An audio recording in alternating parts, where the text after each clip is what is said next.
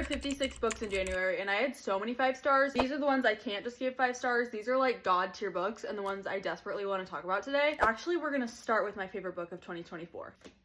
Magnolia Parks Into the Dark is the 5th book in this series, and it is the 3rd of Magnolia and BJ's stories. It came out in February, and it just exceeded expectations, and I don't even know how it managed to do that. I cried probably the entire way through. It just means so much to me. It's more than just books, and if you get it, you get it. Like, this series changed me. The Invisible Life of Addie LaRue by V.E. Schwab is also one of my favorite books of all time. This is about a girl named Addie who lives in like the 1400s in France, and to get out of an arranged marriage, she makes a deal with a god to live forever, but as soon as she meets someone, they forget her face and her name until one day in like 2014 someone does remember her. Dual timelines. It's beautiful. It's kind of historical fiction. This has become like my go-to book recommendation because it's just like my favorite of all time. This is The Ember and the Ashes series by Sabaa Tahir. It is just a beautiful fantasy story. It has everything I could ever want. Really cool plot, really cool fantasy world, romance with like a slow burn, cool female characters who have so much depth. There's always something like tragic and terrible happening to characters to the point where you just are questioning like there is no way this author could put this character through more than they've already been through. Trust me, she will find a way to do it. I cried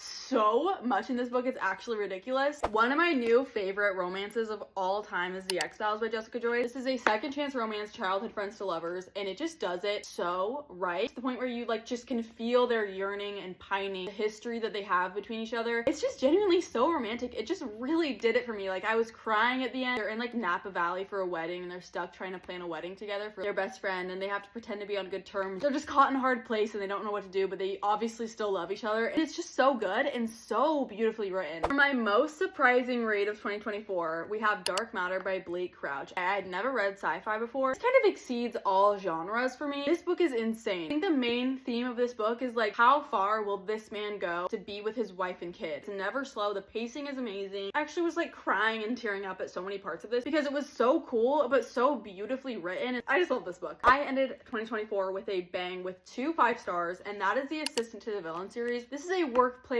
fantasy romance, and I didn't know what to expect going into that, but it's just done in such a cute way. This is like a very whimsical fantasy. The banter in this is really, really good, and the romance is like a slow burn, so much tension. I would compare this to the feeling I had when I first read the Once Upon a Broken Heart trilogy. Like, just the way that you feel so immersed in the world. This is so magical, and it's actually really funny. It has like all of my favorite fantasy things. They go like on fun little adventures. Actually a crime that I have to wait until like what, August to read the next one.